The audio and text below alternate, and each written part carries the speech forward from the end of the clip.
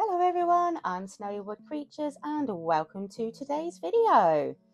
So what do I have lined up for you? The Cubaris White Ducky. Wait, what? Did I just say the Cubaris White Ducky? After my last video, I said it was the end of my ducky collection.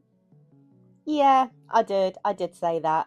But something happened where it made it possible to have them in my collection, and a massive thank you to Josh at Only Pods.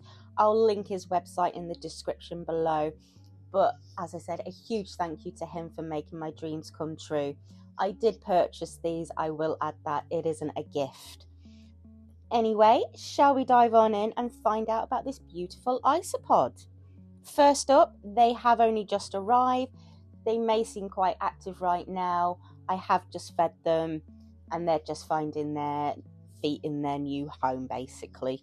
So I can't tell you if they're prolific or not right now, but time will tell. I know I tell you where each species is from, but you've probably already guessed where these are. Thailand, of course. And interestingly, these are not a morph, but they can produce a morph isopod. I've seen a photo, but as it's not mine, I don't want to share it, but it is a very stunning isopod. It's like a pale yellow and black marble. If these do produce any for me, I'll sure to show you, that is a promise. This may be no surprise, but temperature range is 22 to 26, so the normal for the ducky species. Now humidity though, we need to keep this around 75 to 85%.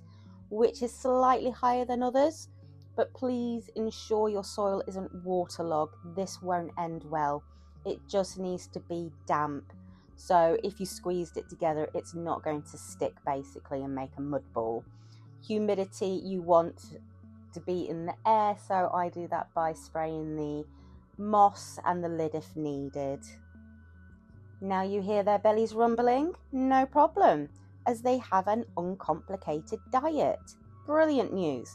We can feed them fresh vegetables, animal protein like fish food. As you heard me say, I chucked some bug bites in. That's gone down very well. And then of course the normal. So your decaying wood, leaf litter, and that all important substrate mix that you saw in my past video. If you haven't already, please go check it out. You might learn something new. How about offsprings? Of course, I can't give much insight on this, but information I have gathered is they are slow to reproduce, sadly. Plus, they need their environment spot on and, of course, to feel safe and settled. Would some Barry White music help? Not sure. Could be worth a go. If I do, I'll let you know how it went. Did I hear you ask how big they are? They grow to an impressive 2.1 centimeters. That 0.1 makes all the difference. But they are a nice big isopod.